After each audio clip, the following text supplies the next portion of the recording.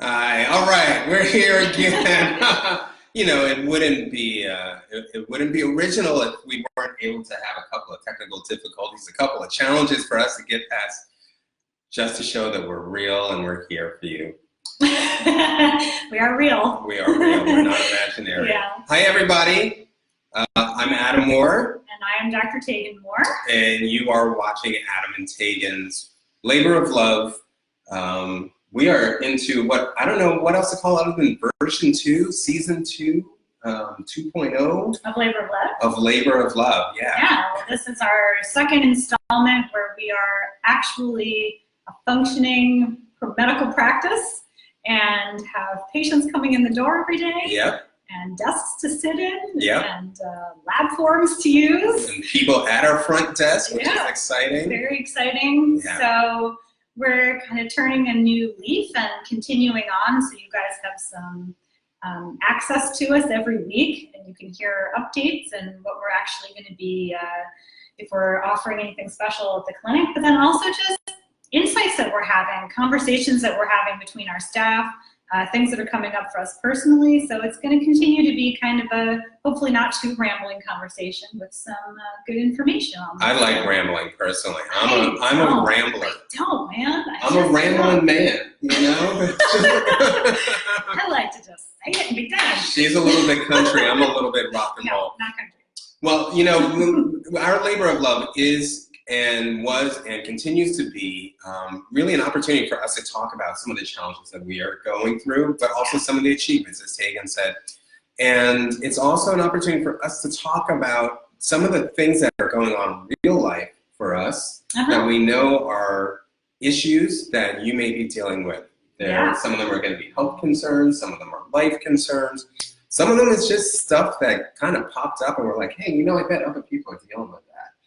And something popped up this week. Yeah, really popped up. Yeah. It was a little bit, I gotta say, on the ick factor, this was way, way up there. And there's a little bit of me that's guilty that I wasn't home when you had to deal with this. But maybe you want to tell our audience what it was that you had to deal with. Well, so we're living in, you know, everyone knows probably by now, we've moved out of Manhattan, sort of. We still have our place there, but we've moved the kids to Connecticut, and we found this cute little Victorian rental house that we're living in for now, and it's lovely and ancient and kind of funky. It's like a little cottage in the woods. Yeah, it's not like New York funky. It's a different kind of funky. Yeah. I mean, because New York can feel really dirty. Yeah. And our house doesn't usually feel dirty, but you know, that's so true. You know what's really interesting about our house? In New York, I am completely freaked out by wearing shoes in the house. Yeah. Like I absolutely cannot. The first thing I think about as soon as I walk in the house, if I'm wearing shoes or if anyone else is wearing shoes, all that I can see is little tracks and footsteps of dog poop everywhere. Like true. All the dog poop that we're stepping on the sidewalk must be just like walking on poop and pee all day long in New York. Yeah, but here, I mean, we have a front lawn, we have a back lawn. So I know, and we've got like chipmunks, squirrels, rabbits. I mean, there's so many more things pooping in and around our house. Yeah, and I can wear the shoes. I mean, we don't as a matter of practice, but typically I don't get as freaked out if I'm wearing shoes in the house, or other people kind of wear shoes in the house. Part of it is the hardwood floors versus having carpeting, but really, mostly, it's our idea about the house. Yeah. Right? Yeah, so, it's definitely, it's the feeling and the idea that maybe not the reality. But yeah, so we've had, like so many others because of the rain in this part of the country, mold.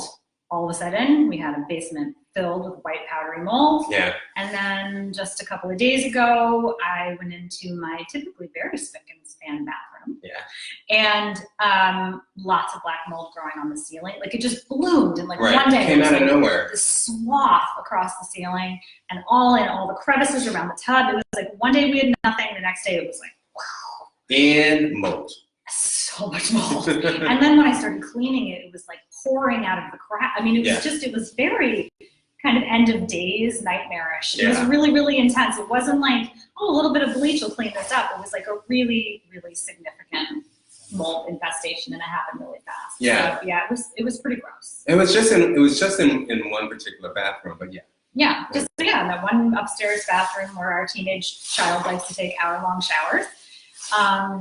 So at any rate, we started talking about bugs.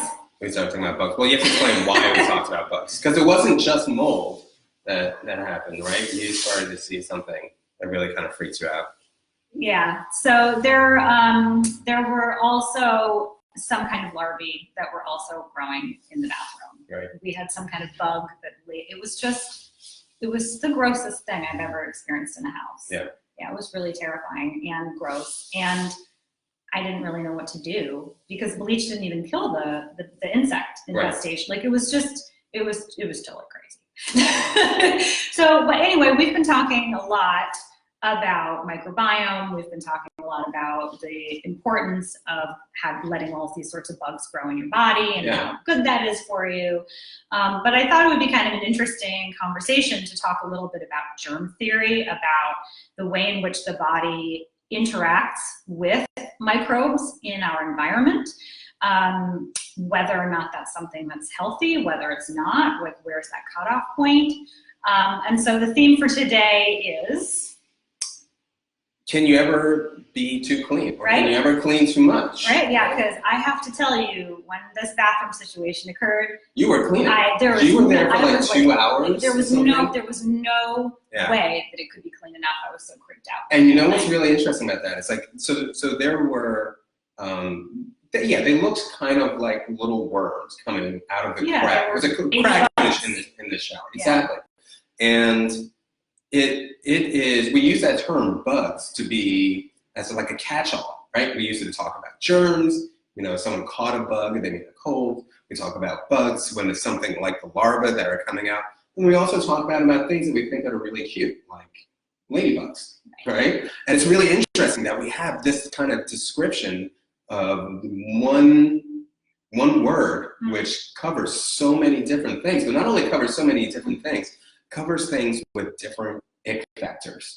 Well, right? Yeah, there is the ick factor. And there's the danger factor, there's the health-related factors, there's all sorts of things. Yeah. I mean, you know, if you think about the history of medicine, especially in this country, and, well, you know, European countries, style of medicine, Western medicine, they didn't even think about bugs. Right.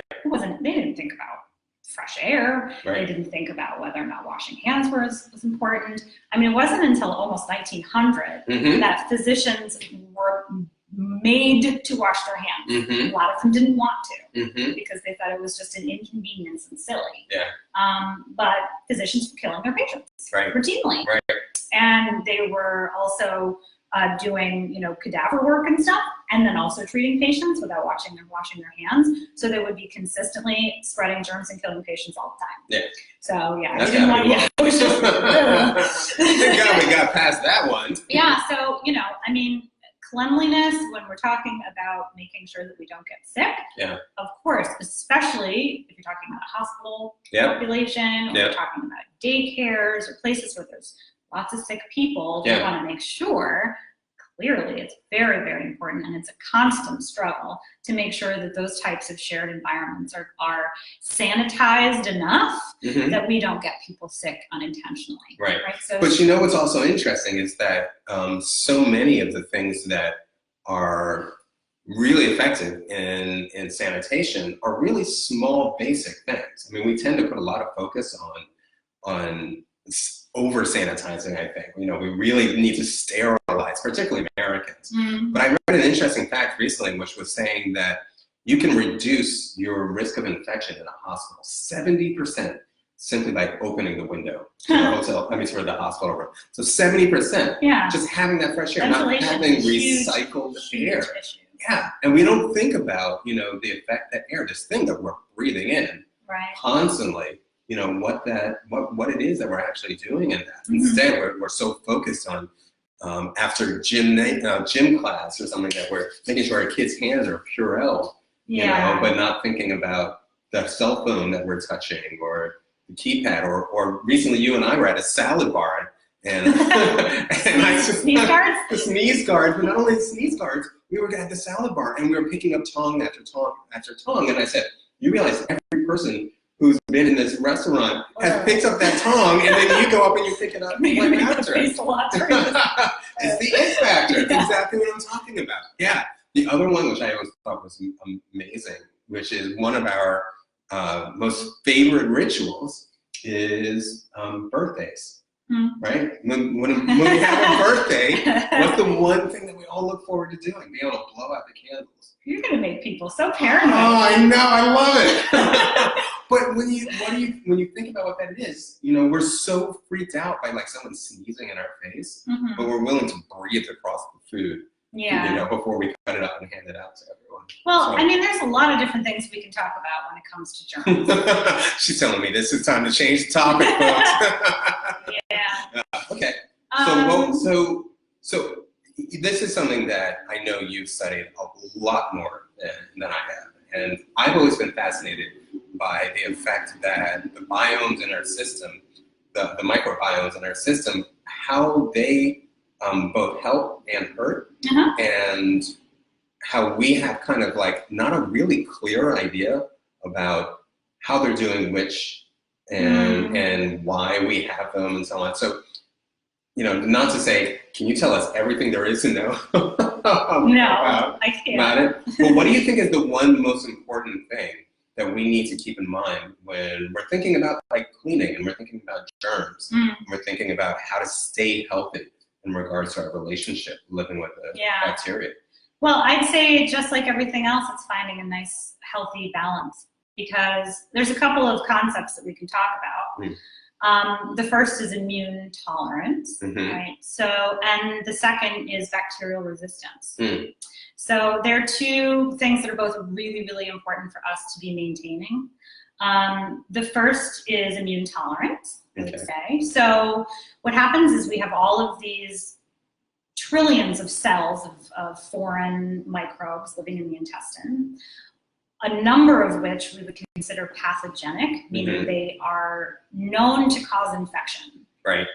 All sorts of yeasts, a little bit of viruses, and tons of different types of bacteria. What's interesting is that we need all of those things in there in little bits. All of them? All of them. Really? So the reason why is because we have these specialized areas in the intestine that are actually the intestinal immune system hubs, and they actually sort of, there's this fancy process that the body has where they actually sort of extract bacteria into them, and immune cells and bacteria interact in such a way that the immune system is continually checking that it doesn't overreact to what lives in there.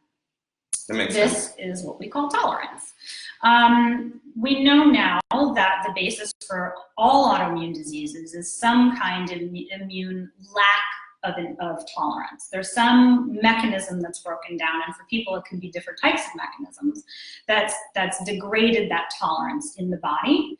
And so that intolerance, what happens is that we always have immune cells to self. So for instance, take Hashimoto's thyroiditis. I'll take that. Take that. So it's an autoimmune disease that causes your thyroid to not make enough hormone over time. And we always have antibodies, meaning our B cells are making these little claw-like things that attach to little proteins in the body, and if it forms the right seal, it actually targets that organism or cell to die. And we have those to our own tissues, but we have all of these tolerance factors that keep those cells with a little like lock and chain on them so that they can't attack our tissue. But what happens if the body becomes intolerant is those tolerance mechanisms break down, and then you start self-attack.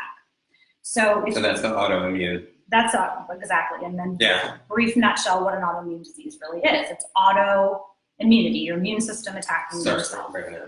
Yeah. So what I always wonder about is this, the idea of autoimmune seems to be kind of something that I can't tell if we are increasing. We talked about this a little while ago with Carrie, whether or not we're having more autoimmune issues that are popping up, or if we're just becoming more aware of it, and the science and technology is helping us see what things are actually autoimmune issues. Well, I mean, there's always this debate between, oh, well, is our detection mechanisms getting better so that we are more aware of a condition in our population, or is the population growing? I would say with autoimmune diseases, it's pretty clear that the population is growing, Okay. right? So why is there a breakdown of tolerance in the body?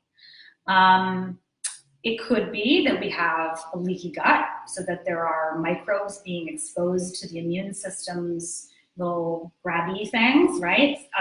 Much more pronounced within the body, and so it's this heightened immune response. There is a theory called molecular mimicry, where we think that some autoimmune diseases are actually caused by exposure to a microbe that looks enough like something that is housed in our body that it actually confuses the immune system.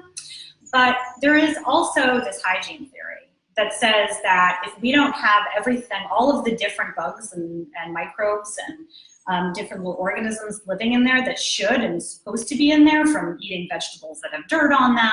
And So we're supposed to eat dirt. yeah. So, yeah, I think so.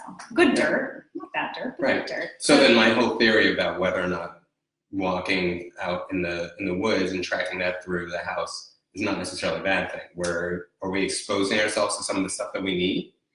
Yes. Yeah. Well, I mean, I would say the better way to do it is to eat farm-raised vegetables. Don't just track dirt through your Don't tell your children to walk out in the forest and then lick the floor. But that's one of the things that I've been hearing about lately. Is like they've been talking about they, as in the big they, has been talking about the fact that we need to encourage kids now to really taste more, touch more, put things in their mouth. Whereas before we've been so kind of closed off to letting our kids explore those types of things. Well, you want to let a kid build up a good microbiome population in the intestine, including pathogenic bacteria in small amounts. Yeah. That is true. Yeah. Right? Because it does maintain tolerance in the body. It really does. There was a study that was on HLN last week out of Canada that actually has now linked overweight children to the use of Clorox-based or bleach-based cleaning products in the home. Wow. And that they actually see a rise in childhood obesity in populations of children that have super spick and span homes. Now, the question is, how the heck, right? Right. Well, there are certain microbiota that predispose us to changes in our metabolism that slow our metabolism down, decrease our capacity to utilize fats well, and so we end up storing them instead of burning them in our mitochondria for energy, and increase our waist size and our fat mass. So if you're scrubby, and your kids are not getting the right sort of blend of bacteria into their intestine all the time, they could very well be growing a population that's predisposing them to gaining weight. So how wild is that? Yeah. It's pretty cool. Yeah. I mean, it's not cool, but it's also kind of cool to know that, like, well, if you're not scrubbing your counters with bleach every day, you might actually be benefiting your kids in some way. Well, I think that's definitely true. And I think it's interesting when we think about what are the things that we try to scrub. We have this idea about what's dirty in our world. And I know I think most of us have heard at this point that toilet seats are not nearly as dirty. Doorknobs are worse. Doorknobs, and our cell phone has got a tremendous amount of germs on it. Yeah, I mean, dollar bills, all these things that we're constantly encountering. Mm-hmm. And it's interesting because we're very clear about the types of things that we think of as being dirty, and a lot of it is about, what I've always wondered is about whether or not it's something that we have always kind of instinctively known, that something is something bad, like, bugs, things that slither, etc. Or is it stuff that we kind of learned to know? And I had to kind of figure out for myself, I had to go and find out, actually, to do a little research, to find out, do we instinctively know some things to be potentially dirty, and we stay away from them like bugs? Or do we learn it? Turns out, creepiness, or our ick factor, is one of the few things that is a learned instinct. Yeah, I was gonna vote for learned. Yeah. Yeah. But not just learned. It becomes an instinct, but it's a learned instinct. Right.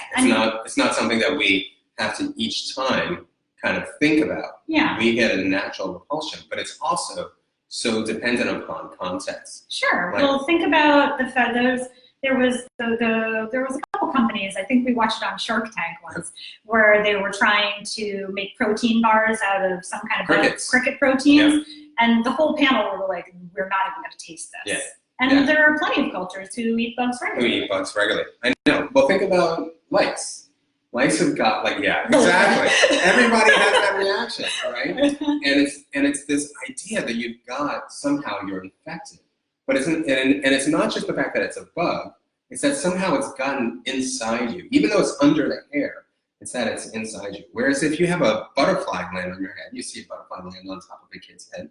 There's tons of Facebook videos where we see this and we're like, oh, that's so adorable. Look at how cute, right? And it's this concept we have of infection, that we are getting something from the outside into the inside. One of the things that I remember I was using as an example with you a while ago and with the kids was how we think, as I take a swallow, is how we think about saliva, right? When you think about saliva and you think about just the saliva that's in your mouth right now, you're not really grossed out.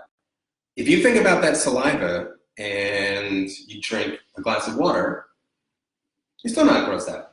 If you think about that saliva and you spit into the glass of water and then you try to drink the glass of water, all of a sudden you're grossed out. Now, your saliva, still your saliva, right? Still the same glass of water, but there's something about, something that happens when something from the outside then comes to the inside. And even if it's just that saliva going for like half a second from our mouth into the water, the fact that it was exposed to air and then is now re-entering into our body completely grosses us out. Right? Well, I mean, Western cultures particularly, and probably most of the world at this point, has been inundated with germ theory, which is very, very important. And we know that some types of inoculations keep people from dying, and there are certain types of microbes that gross things that you shouldn't be ingesting, and so it's a learned instinct, and it's really important to know that, and it's something that you do have to teach your kids to not put something in their mouth that somebody else just put in their mouth. Things like that. Yeah, but then we also sit and we watch things like Sleepless in Seattle, and we watch them totally suck face, and we're like, oh, isn't that adorable? That's so cute. And it's, I mean, really, we're not talking about something that's dramatically different, right? But it is still, again, this idea that we are bringing something from the outside to the inside. So when we have things that give us the sensation of infection, we turn off to it. We also have the contextual idea, and this goes ultimately to the idea of whether or not we can be doing something that it gets us to an unhealthy place with cleanliness, right? Whether or not we get so fixated on the idea of getting rid of infestation or infection, something getting inside of us, or the potential threat of it, that we start doing something that is actually getting in our own way, right? Well, yeah. I mean, yes. So there was a study out of Australia recently that showed that we actually are starting to grow populations of bacteria in hospitals that are not only forming resistance to antibiotics, but also now changing their metabolic rate in such a way that they don't die when they're exposed to alcohol. And most hand sanitizers use alcohol as the thing that kills them, right? So I would say that one of the major faults that holistic practitioners like myself find with sort of the classic medical theories about germs is that if you find one thing that works, just use that one thing, like a big old hammer on this teeny tiny nail, right? Yeah. So antibiotics in themselves are a phenomenal discovery. I mean, just think about all of the millions of people that have been saved taking them. But the question is whether or not an infection requires an antibiotic, or if it's just the underlying sort of state of the body that's allowing the sort of regular pass-through of microbes in the body to become something that's a big deal. And so one thing that we had been talking a little bit about was the hand sanitizers, right? Because it's really, really important to keep your hands clean if you're in a OR. But do kids need to keep hand sanitizers in their backpacks and if they're using those types of things, or if you're in an, or, if you're washing your hands with an antibacterial soap, what exactly are you doing? Right. Mostly what you're doing is assisting those microbes in getting stronger and more resistant, so that the next generations of those microbes know how to resist whatever you're killing them with. Yeah. Because it tends to be a single a single type of thing that you're killing with, right? So the hammer and the little tiny nail. Do you use hand sanitizer? No. You don't use it at all? No. Really? Yeah. I have to admit, I do. I mean, not all the time, but yeah, there's definitely times where I'm like, you know what, I just, whatever it was that I just touched, I need to do a little something. I am nervous about exactly what you're talking about. I keep hand sanitizers, but I don't use alcohol-based ones. Yeah. I don't use like the ones that you get in CVS. Right. And when I lived in Manhattan, after I went on the subway, or if I touched like a really sticky doorknob that was like a public bleh, then of course. Yeah. And of course, I always wash my hands before I touch my patients, before and after. Oh, I'm so glad to know that. Of course, so is everyone else. But do I use alcohol-based hand sanitizers? No, yeah. I don't. Because you really are just contributing to sort of this overgrowth.